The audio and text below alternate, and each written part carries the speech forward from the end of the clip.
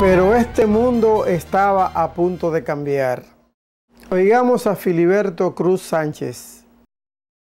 El encuentro de dos culturas que se produce en octubre del año 1492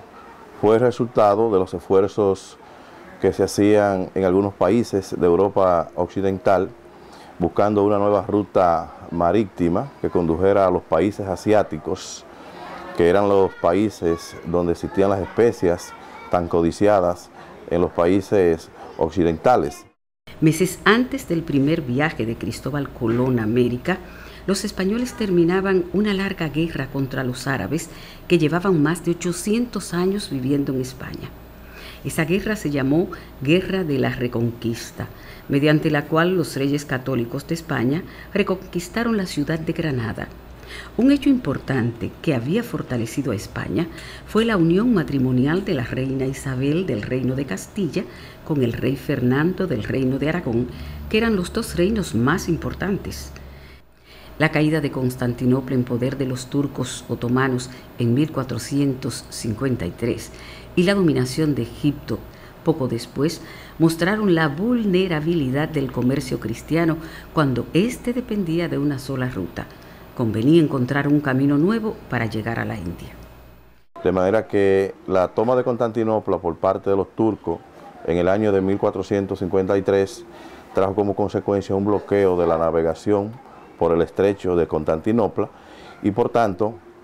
en Europa se preguntaban si no era posible encontrar una nueva ruta que condujera a los países de las especias, a los países asiáticos. De manera que en ese ambiente, en ese contexto histórico que aparece Cristóbal Colón haciendo una propuesta de navegación.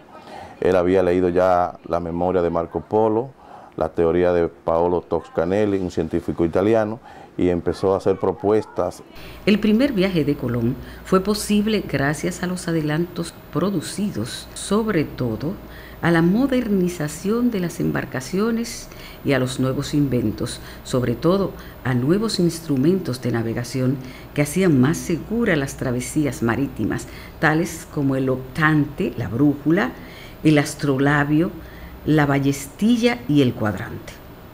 En el caso específico de España, que había sido un país que en un periodo relativamente cercano, el año de 1492, se había producido su unificación, es decir, la unificación de los reinos de Castilla y Aragón, uniéndose a algunos intereses de lo que se llamaban los grupos de judíos conversos y algunos intereses bancarios y financieros europeos, deciden empujar a través de la plataforma española esos intercambios económicos. Entonces se van creando esas condiciones para que, repito, algunos países europeos, como es el caso de España, posteriormente vamos a tener a Portugal, vamos a tener posteriormente los intereses franceses e ingleses, están los intereses holandeses, los intereses alemanes y los intereses italianos, pues se produzca esa gran circulación de intereses políticos y económicos y esa gran circulación de intereses económicos y políticos va entonces a acercar a la humanidad territorialmente, es decir, tanto a las poblaciones del mundo europeo como a las poblaciones de lo que iba a ser denominado posteriormente el mundo americano. El 17 de abril de 1492 se firmaron las capitulaciones de Santa Fe o documento contrato que estipulaba las condiciones en que Cristóbal Colón haría el viaje descubridor, estableciéndose en su favor varios privilegios. Con este documento capital y otras mercedes se dirigió a Villa de Palos de la Frontera a preparar la flota descubridora. 3 embarcaciones, Pinta, Niña y Santa María, un presupuesto de unos 2 millones de maravedíes y alrededor de 90 hombres, reclutados con la ayuda de los hermanos Martín Alonso y Vicente Yáñez Pinzón, formaron la flota descubridora más trascendental de la historia. El 2 de agosto de 1492, Cristóbal Colón mandó embarcar a toda la gente y al día siguiente, antes de salir el sol, dejaba el puerto de Palos de la Frontera. La primera escala fueron las Islas Canarias, donde los expedicionarios tuvieron que arreglar el timón de la Pinta. El 6 de septiembre,